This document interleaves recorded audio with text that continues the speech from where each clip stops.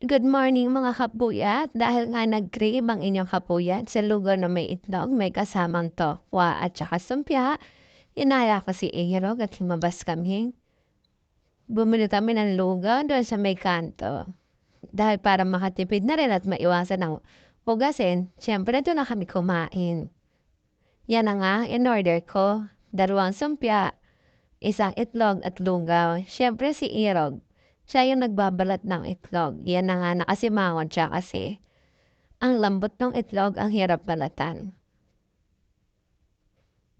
Ayan na nga, okay, kita niyo naman, ganadong-ganado ang inyong kapuyat pagkain.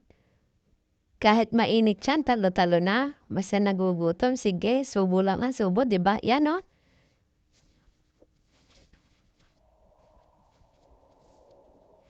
Mas simple-simple lang ako dyan, pero ang init-init talaga niyan.